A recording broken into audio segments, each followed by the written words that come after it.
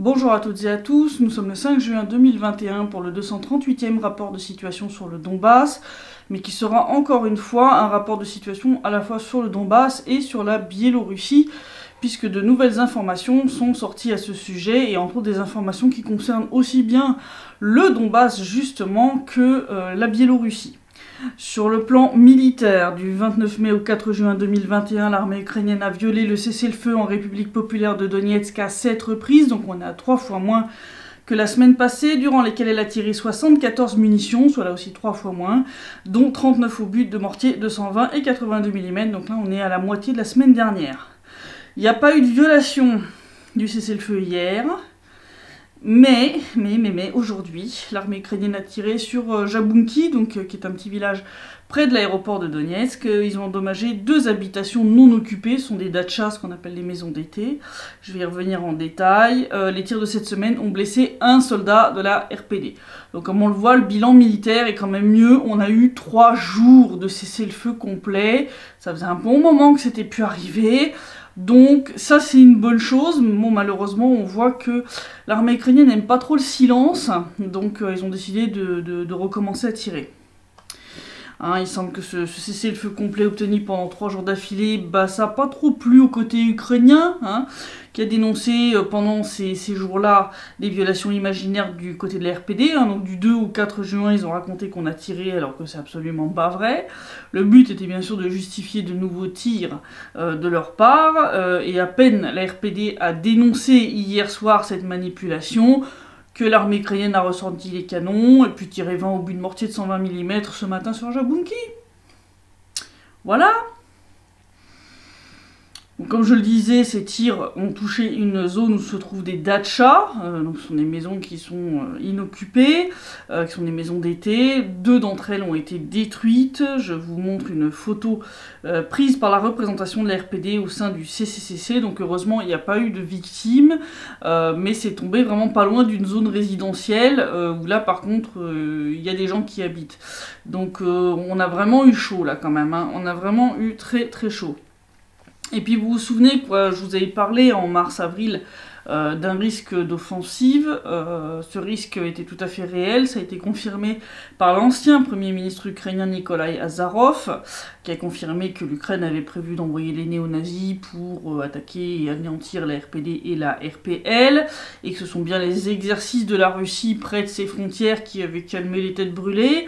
Donc le plan était de frapper rapidement dans 3 directions en même temps, pour atteindre la frontière avant que la Russie n'ait le temps de réagir, mais l'important déploiement très rapide de troupes russes lors des exercices qui ont été menés par Moscou ont fait dégriser tous les tarés va-t-en-guerre ukrainiens, qui ont renoncé, en tout cas pour l'instant, à leur plan foireux. Je dis pour l'instant parce qu'il y a quand même des craintes à cause des exercices de l'OTAN qui vont avoir lieu avec la participation de l'Ukraine et en Ukraine là, et donc il y a quand même un risque non négligeable que les exercices dégénèrent en autre chose. Donc on reste quand même sur nos gardes, c'est pas parce que pour l'instant ça se calme qu'on est 100% rassuré.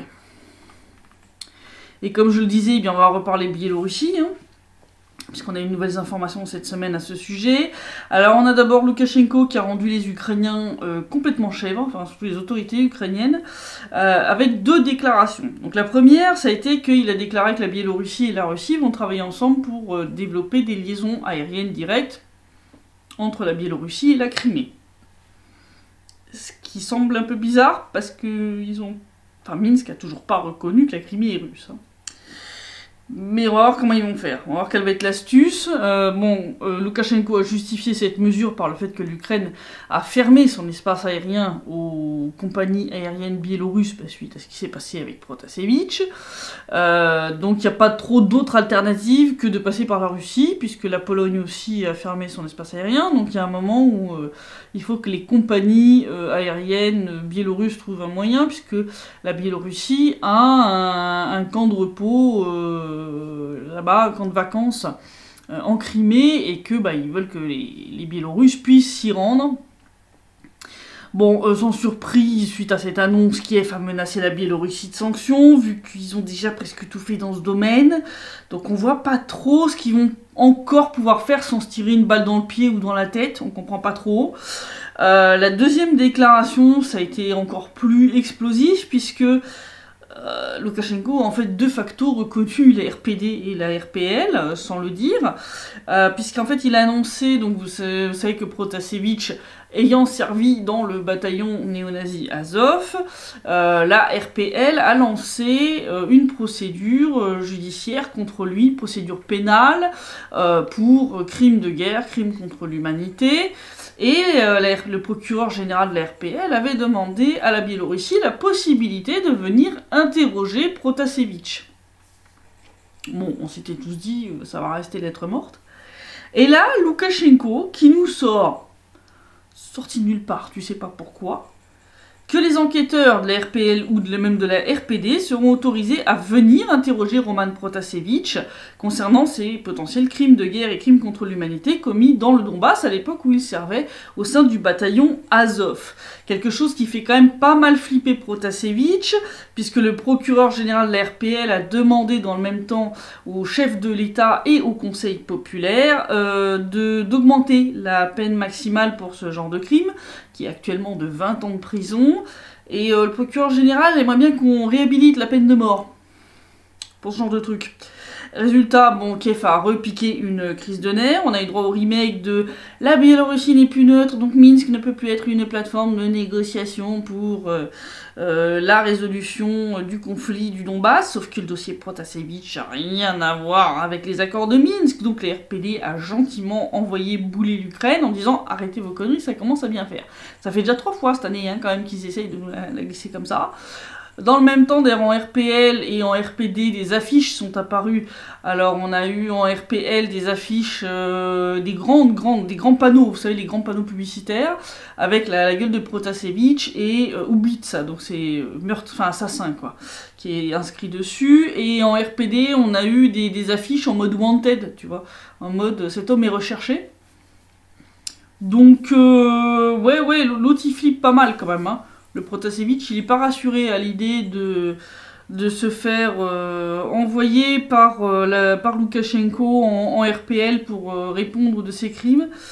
Et on le sait comment, eh bien, puisque justement, il a donné une interview. Ouais, il a donné une interview à la télé nationale biélorusse.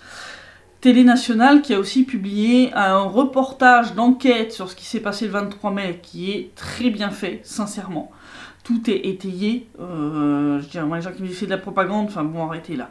Je dirais, on a toutes les vidéos horodatées, on a le fameux email d'alerte à la bombe, on a les vidéos d'interrogatoire de Protasevich, enfin je veux dire, là ils l'ont joué en mode transparence totale.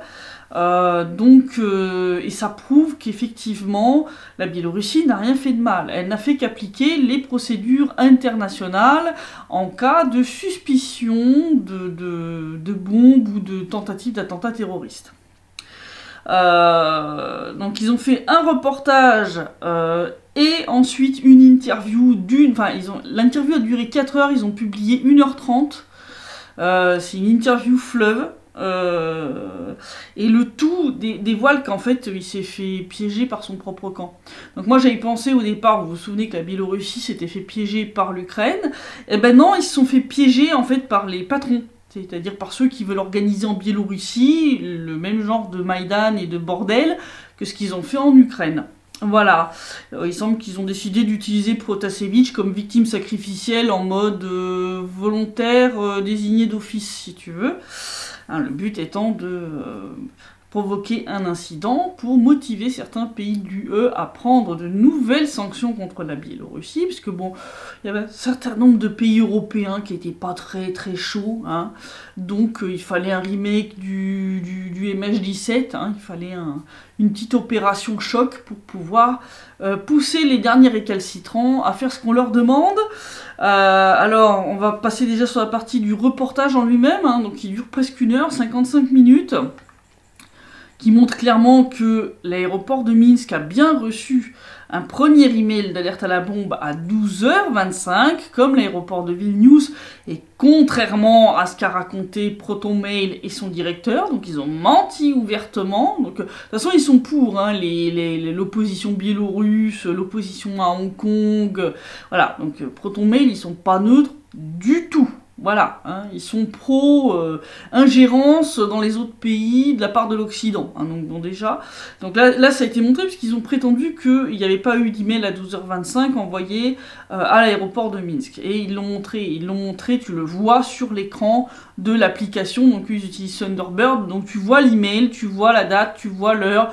Je veux dire, faut arrêter les bêtises. Donc ils ont bien reçu un premier email à 12h25 quand l'avion volait encore au-dessus de l'Ukraine, dans la région de Volyn, et 5 minutes avant que le contrôleur aérien ne contacte le pilote du vol Ryanair, celui que les médias occidentaux et entre autres le site de Khodorkovsky ont brandi, celui de 12h56, n'est que le deuxième email d'alerte à la bombe. Donc effectivement il y a bien eu 2 emails comme je l'avais dit précédemment.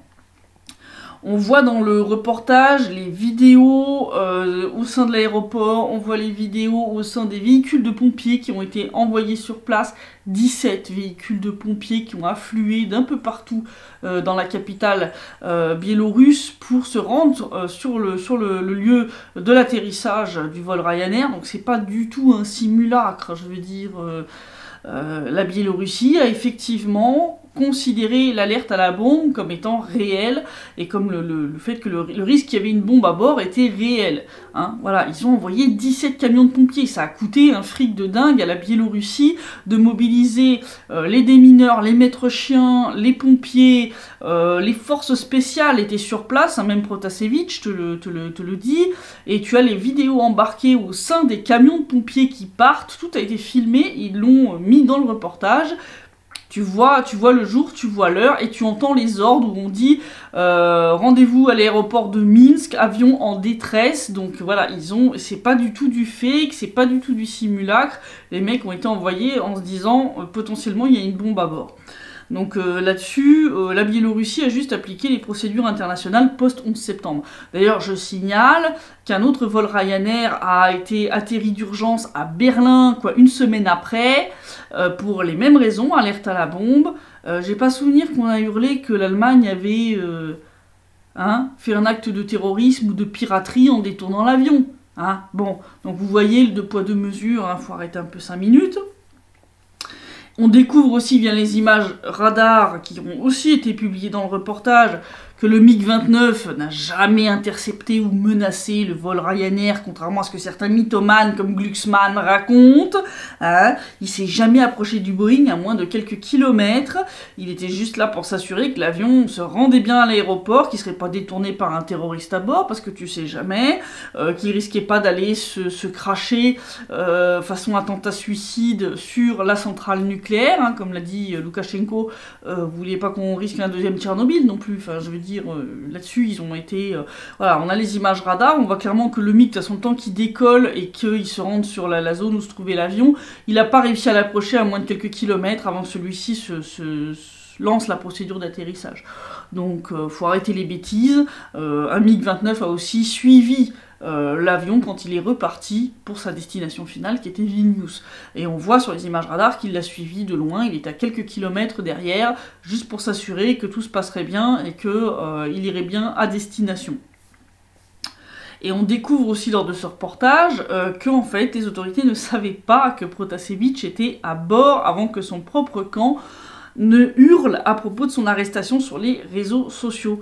Puisqu'en fait, au moment où d'abord l'assistant de Svetlana Tikhanovskaya, puis tous les autres réseaux, chaînes Telegram, pro-opposition se mettent à hurler que les autorités biélorusses avaient détourné l'avion pour arrêter Protasevich, et ben en fait, au moment où ils sont en train de hurler à la mort qu'il a été arrêté, il est en fait toujours dans la file d'attente pour passer ses bagages au rayon X. Il n'est toujours pas inquiété au moment où les mecs hurlent à l'arrestation. C'est quand même bizarre. C'est quand même très bizarre. Hein. les gars ont toujours pas réalisé que Protasevich est là. Donc après la fouille des bagages par les chiens, les chiens renifleurs sur la piste, les gens ont tous dû passer leur bagage au rayon X pour confirmer qu'il n'y a pas de danger, il n'y a pas de bombe dedans, etc. Et Protasevich était encore dans la file, parce que la file était très longue, quand ils ont commencé à hurler à son arrestation. Et bien entendu, les policiers biélorusses, ils surveillent toutes ces chaînes Telegram et les comptes Twitter de ces gens-là, et ils ont vu comment ça, Protasevich arrêté, comment ça, il est à l'aéroport, à Minsk. Ah ben merci pour l'info, on va aller vérifier. Et donc effectivement, ils sont allés regarder les passages. Ah bah oui, effectivement, il est là, bonjour monsieur, bienvenue en Biélorussie. Et c'est comme ça qu'il a été arrêté, mais il a été arrêté plusieurs minutes après tous ces messages hurlant à son arrestation. C'est les gens de son propre camp qui l'ont vendu. Voilà. S'ils avaient fermé leur gueule, si ça se trouve, ils s'en seraient même pas rendu compte, quoi. Enfin, je veux dire, c'est quand même extraordinaire. On voit aussi, comme je disais, dans le reportage, la vidéo de l'un des interrogatoires de Protasevich avec les forces de l'ordre. Hein. L'ambiance est bon enfant, hein, contrairement à ce qu'on nous raconte. Hein. Il n'est pas torturé, pépère. Hein. Ça papote, ça rigole à propos du menu, de la prison, enfin du centre de détention où il est, où il dit que voilà, il a bouffé des macaronis avec de la viande, il fume clope sur clope. Il est ni tabassé ni torturé, hein, contrairement à ce que racontent là aussi les médias et les journalistes français comme Sioran, hein, qui racontent que le visionnage de l'interview, parce que ça je vais y revenir aussi de l'interview, que l'interview de Protasevich à la télé russe est d'une violence et que c'est insupportable. Ah ben c'est sûr que ça fait mal au cul de voir le mec balancer tout le monde aussi facilement. Mais ça fallait s'y attendre, parce que le mec c'est pas Che Guevara, c'est un révolutionnaire de canapé, c'est un mec qui est prêt à vendre son pays pour de l'argent, mais il a aucune réelle conviction idéologique derrière. Et comme en plus, il a découvert qu'il s'est fait trahir par son propre camp, puisqu'en fait il indique, et dans l'interrogatoire, et ensuite il le confirme lors de l'interview, qu'en fait il avait commencé à se friter avec un des mecs de l'équipe de Tikhanovskaya, et que ce mec était sur le chat où Protasevich a annoncé 40 minutes avant le décollage où il se rendait et par quel vol. Il dit c'est la première fois que je le fais, d'habitude je ne donne pas d'informations sur où je me rends et comment, et là la première fois que je le fais, qu'est-ce qui se passe? Je me retrouve à Minsk et je me fais arrêter. Donc c'est quand même un peu bizarre, effectivement. Donc il a dit, puisque c'est comme ça, il nous a fait un combo. Il nous a fait un combo, je chie dans mon froc, je veux pas prendre 15 ans de tôle, et puis je veux me venger des mecs qui m'ont envoyé là. Résultat, il a balancé tout le monde. Tout le monde. Je vous dis, une interview fleuve d'1h30, source de financement, implication des services secrets étrangers, mode d'organisation, petits conflits internes, utilisation des fonds. Entre autres, on apprend qu'un des mecs, avec les fonds qui sont alloués pour mener le coup d'état contre la Biélorussie, il se paye un appart à 3000 € de loyer par mois. 3000 Hein, pas mal. Il finit même par tailler une pipe à Loukachenko en disant qu'il a des couilles en acier et qu'il le respecte. Bon, il a pas été torturé pour ça, hein, mais c'est parce qu'en fait le mec il pète de trouille. Hein, c'est un petit con de 25 ans qui a voulu jouer les révolutionnaires, mais qui a pas la carrure d'un Che Guevara. Hein, et puis surtout, il se chie dessus clairement à l'idée de se faire livrer à la RPL. Hein. Ça lui fout clairement les chocottes, il le dit. Hein. Il le dit qu'il espère vraiment que Loukachenko va pas l'envoyer ici. Donc il dit qu'il comprend pourquoi on le poursuit, mais qu'il espère que Loukachenko l'enverra pas ici. Donc, parce que comme je dis, là c'est pas 15 ans de tôle qui risque. Hein. Je veux dire, si le procureur général arrive à obtenir de Pasechnik et du Conseil populaire de la RPL qu'ils augmentent la peine maximum pour les crimes de guerre et les crimes contre l'humanité jusqu'à la peine maximale, c'est-à-dire la peine capitale, ouais, non, c'est clair que c'est pas la même. Je pense que c'est pas la même. Non, le mec, il est tout simplement en train de sauver ses miches. Il n'y a même pas besoin de le torturer. Il n'est pas torturé. J'ai assez interviewé d'anciens prisonniers qu'on a récupérés issus des geôles du SBU ou de ceux d'Azov. Des gens qui ont été frappés, torturés, à qui on a fait la simulation d'asphyxie, des femmes qui ont été violées, à qui on a menacé de s'en prendre à leurs gamins, ou etc. Je veux dire, tu le vois. Quand quelqu'un a été torturé, ça se voit. La personne, elle est brisée psychologiquement. Protasevich n'est pas brisé psychologiquement. D'accord? Il rigole avec celui qui l'interroge, il rigole avec le journaliste qui fait l'interview avec lui, le journaliste qui d'ailleurs signale au début de l'interview qu'il était sur les fameuses listes de gens qui étaient dans le livre noir de Biélorussie, hein, donc il faisait partie des gens, il faisait partie de la liste d'exécution, c'est-à-dire que quand ils ont prévu d'assassiner Loukachenko, il n'y avait pas que Loukachenko, il y avait un certain nombre de personnalités importantes, et ce journaliste en faisait partie, il faisait partie des gens qui étaient à éliminer pour le coup d'État. Donc il dit, bon, je vais essayer de pas en tenir compte. Et malgré ça, enfin, je veux dire, l'interview se passe bien, c'est bon enfant. Il n'y a qu'à la fin. Ah oui, on vous a montré les images de Protasevich en train de chialer. C'est à la toute fin. C'est à la toute fin quand il dit qu'il a fait vraiment d'énormes conneries et que tout ce qu'il veut maintenant, c'est réparer ses erreurs et passer à autre chose, vivre une vie normale et plus s'occuper de politique. Mais c'est à la toute fin. Mais si vous regardez l'interview, il y a plein de moments où il rigole, comme pendant l'interrogatoire. C'est pas quelqu'un qui a été torturé, il n'a pas été tabassé. Écoutez, ceux qui m'ont suivi depuis des années, vous pouvez aller voir les articles sur Daria, qui avait été torturée, et ça se voyait. Ça se voyait, je veux dire, la photo qui avait été obtenue par Human Rights Watch, elle avait un œil au beurre noir comme ça. Hein. Protasevich n'a pas d'œil au beurre noir, il a pas le visage marqué. Hein. Faut pas confondre les taches d'acné un peu tardives avec des coups, ça n'a rien à voir. Ça n'a rien à voir du tout. Le mec n'a pas été torturé, il n'est pas brisé psychologiquement, pas du tout. Il est assez relax, il rigole avec le journaliste, il rigole avec le gars des forces de l'ordre qui l'interroge dans la partie de l'interrogatoire qu'on voit dans le reportage. Il est au KLM, il n'y a pas de problème. Il n'est pas du tout torturé, pas du tout. C'est-à-dire, comme je l'avais dit, l'avocat de Sapiega lui-même avait dit que sa cliente n'avait pas été torturée. Et c'est la même chose pour lui. C'est la même chose pour lui. Il n'y a pas besoin. Ils pètent dans leur froc à l'idée de passer 15 ans en tôle, voire même pour lui, de se retrouver envoyé en RPL, où là il risquerait la peine de mort. Donc il va se mettre à table, passer un deal, il a très certainement passé un deal avec les autorités biélorusses, en mode je me mets à table et je mange un peu moins cher, tu vois. Et tu m'envoies pas dans le Donbass pour risquer la peine de mort, tu vois. C'est bêtement un truc comme ça, je pense que c'est bêtement un deal, hein, c'est tout. Il n'y a pas de torture là derrière, faut arrêter. J'ai un prisonnier torturé, ça se voit. Les gens sont brisés psychologiquement, ils regardent par terre, ils sont vraiment...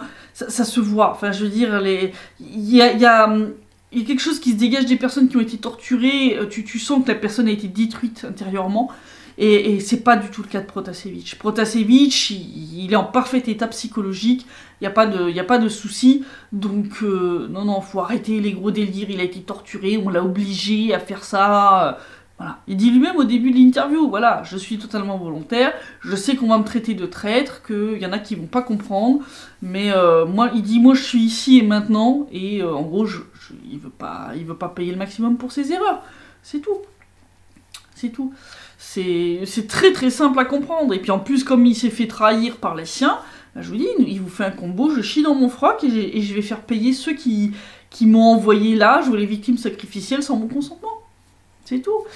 Vous avez été trop con. Vous avez été trop con. Je veux dire, si tu veux que quelqu'un joue les victimes sacrificielles, vaut mieux que tu sois sûr soit que la personne a vraiment des convictions chevillées au corps et que donc il va défendre la cause jusqu'au bout, ou que la personne au moins est volontaire. Mais si tu fais ça dans le dos et que le mec c'est un révolutionnaire de canapé, t'as toutes les chances que ça se finisse comme ça, c'est-à-dire que le mec se met à table, et puis voilà, mais c'est normal qu'ils sont obligés de dire qu'il a été torturé, parce que ce qu'il raconte, c'est pas Jojo, hein. C'est pas Jojo, ça implique les services secrets occidentaux, entre autres polonais, la Lituanie qui aussi finance ce truc, des oligarques russes qui financent aussi ce machin, hein, des gens qui sont contre Poutine, hein. Etc. Donc ça dévoile plein de petites guerres intestines, etc. Enfin franchement il a balancé tout le monde. Et je pense qu'on n'a pas encore fini d'avoir toutes les infos. Parce que là ils ont publié 1h30 sur les 4 heures qui ont été tournées. 4 heures, c'est une interview fleuve, hein. D'accord. Le mec il relaxe, il est pas menotté à la chaise, enfin je veux dire, ça va quoi, hein. Donc vous irez regarder, même si vous comprenez pas le russe, vous pouvez regarder les expressions du visage, et vous verrez que le mec, il est pas du tout torturé, quoi. Faut arrêter les bêtises. Je vais parler un peu de l'évolution de la situation en Ukraine, puisque le Haut Commissariat de l'ONU pour les droits de l'homme a un peu fustigé l'Ukraine pour la fermeture des 3 chaînes TV d'opposition et les sanctions prises contre les politiciens, entre autres du parti d'opposition, donc Medvedchuk, Kozak, etc. Le rapport a épinglé entre autres le fameux décret de Zelensky qui impose des sanctions contre Taras Kozak. Ils ont dit que c'était contraire aux standards internationaux concernant les droits de l'homme, puisque ce décret, ils disent qu'il n'y a pas de justification sur sa nécessité, ni sur la proportionnalité des mesures qui sont prises par rapport à ce qui est reproché, et en plus la décision n'a pas été prise par une autorité indépendante, c'est-à-dire c'est pas la justice qui a tranché, c'est pas un tribunal, c'est voilà, un décret présidentiel, c'est vraiment la lettre de cachet pour t'envoyer en tôle, quoi. Ils ont aussi épinglé 4 projets de loi contre la collaboration, qui là aussi ne correspondent pas aux normes du droit international en matière de liberté d'expression, de droit de manifester et de droit d'association, hein, puisque en gros, dès que tu vas exprimer des opinions un peu pro-russes, tu vas être considéré comme un collabo. Bon, ça va un peu loin, hein. Donc là, ils sont pas très très d'accord à l'ONU. Et alors pendant ce temps-là à Kiev, ça y est, le retour des pendant ce temps-là à Kiev, il nous est offert par le clown ukrainien en chef, à savoir Volodymyr Zelensky, qui a sorti une connerie monumentale sur Twitter concernant Nord Stream 2. Alors, là, la première conduite vient de finir d'être posée sur le fond marin, ça a été annoncé par Poutine au Forum économique international de Saint-Pétersbourg. Et Zelensky donc, a été chialé auprès du Sénat américain en disant que l'Ukraine a besoin de l'argent du transit du gaz russe pour financer son armée. Je vous montre le tweet, je vous le traduis. Il dit « Seuls les États-Unis et le président des États-Unis peuvent empêcher l'achèvement de Nord Stream 2. C'est une arme puissante donnée à la Russie. Le lancement de ce gazoduc privera l'Ukraine des fonds nécessaires pour renforcer son armée qui protège aujourd'hui l'Europe entière. » Ah bah oui, au moins ça, hein. Non, mais bon. J'ai insisté sur ce point lors d'un dialogue avec les membres du Sénat américain. Fin de citation. Bon, déjà, vous protégez pas l'Europe entière, hein, on n'est plus à l'époque des hordes mongoles. Faut arrêter là. non. Et puis surtout, gros problème. Je rappelle que Kiev a quand même, il n'y a pas si longtemps que ça, déclaré quand même que la guerre du Donbass c'était un conflit armé entre l'Ukraine et la Russie. Donc faudrait savoir. Soit la Russie a envahi l'Ukraine, les deux pays sont en guerre, et dans ce cas, je comprends pas trop que Kiev soit là en train de réclamer quoi que ce soit de la Russie, et surtout pas qu'elle continue de faire transiter son gaz par l'Ukraine pour que cette dernière puisse continuer la guerre. Je veux dire, imaginons, hein, on revient quelques décennies en arrière, Deuxième Guerre mondiale, est-ce que vous imaginez, une fois que les deux pays sont en guerre ouverte, hein, une fois que l'opération Barbarossa est lancée, est-ce que vous imaginez l'Allemagne nazie demander à tonton Staline, à l'URSS, de continuer de lui fournir de l'essence pour ses chars et ses véhicules, parce que sans ça, elle ne peut pas continuer son offensive. Est-ce que vous... Non, essayez juste d'imaginer le truc 5 minutes, dans une réalité alternative. Je vois même pas dans laquelle ça peut exister un truc pareil. Non, sérieusement, c'est n'importe quoi. Il n'y a aucun pays réellement en guerre avec un autre qui va aller mendier du gaz, de l'essence ou du pognon auprès de ce dernier. Hein. C'est avec ce genre de déclaration qu'on voit que l'Ukraine n'est pas du tout en guerre contre la Russie. Sauf dans la tête des tarés qui gouvernent à Kiev. Hein. D'ailleurs, c'est tellement délirant. Je vous mettrai le lien dans le sommaire. Vous irez regarder. Tout le monde se fout de sa gueule sur Twitter. Ils ont demandé qui avait pondu un texte aussi débile. Ils ont demandé, mais vous avez relu avant de publier ça. Enfin, là, il nous a mis 4 lignes de smiley qui sont morts de rire. Enfin bon, je vais dire, mais qu'est-ce que tu veux que ça t'inspire d'autre? C'est complètement débile.